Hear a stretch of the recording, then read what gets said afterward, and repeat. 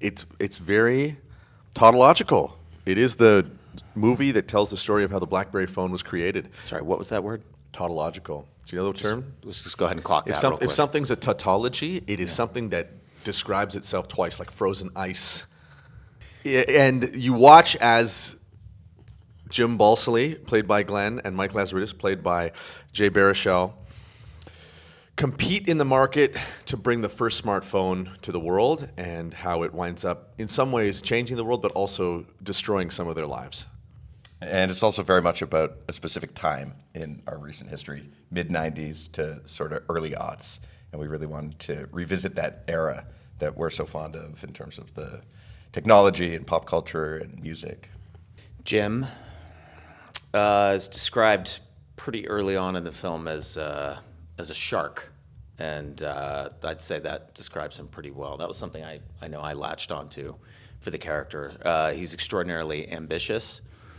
I would argue he's, although he tries not to show it, I think he's probably a little bit insecure and overcompensating.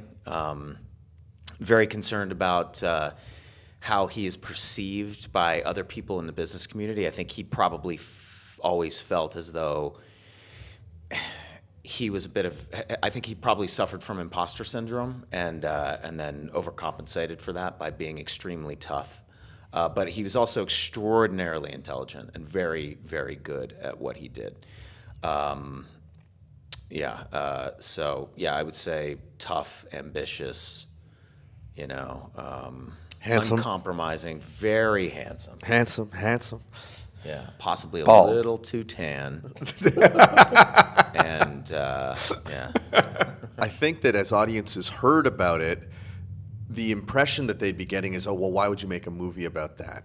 And I think that was a really great way for us to make a movie that was a little more offbeat and a little more outside of what a typical biopic would do. But it only works if people approach it with a, well, what could this even be attitude? Because what Glenn and Jay are doing in the film is so unique, and I don't want to say bizarre, but it is just not the type of film that anybody is expecting about a stupid dead cell phone. And that I found very exciting, and also an opportunity to do something that I'd never done before, which is something a little bit broader that still has our style. And we're also Canadian, and it's a Canadian story. And as Canadians, we have this kind of inferiority complex, being so close to our friends in the U.S. And so I think that was something, as Canadian filmmakers, to tell the story of this Canadian product and our own kind of insecurities and our place in the world. And when we were in Berlin a couple weeks ago screening the film there, like one of the constant comments we got was just that nobody knew this was a Canadian product, a Canadian story, whereas coming from where we come from, it was literally front page news for a decade. It was this hugely successful company. So. I think we probably in the U.S. assumed that we had made it. You know what That's I mean? right. We just assumed that we had done it. Were you intending for this to be a comedy or a drama? Like when you set out to make it, were you setting out to make a dramatic film or a comedic film? Or was it not, or is the line always blurred for you? Well, I think of The Dirties, my first movie about a school shooting, as a comedy in a way. My answer to that is always that I think that real movies are always funny because people are funny. I've never been in a situation in my life, even the tensest, that wasn't at some level funny.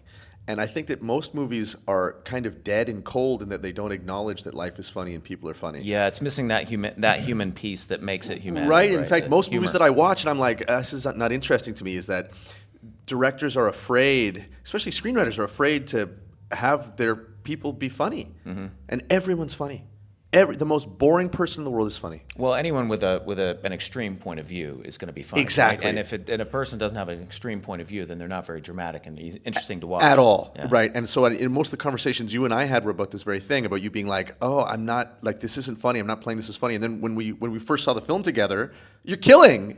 Like, it's a comedic performance that you couldn't do if you were trying to be funny. And that's what I love. That this movie winds up being funny because you can't believe people are actually acting like this, because they're taking the drama so seriously. Yeah. The downside to this is I've seen a number of films with Matt in a theater where he's the only person. Like, he thinks it's the funniest thing ever. And we've literally had people turn around, this is not a comedy. Yeah. And he will fight them on that He point. sees everything as, yeah. Yeah. Life is funny.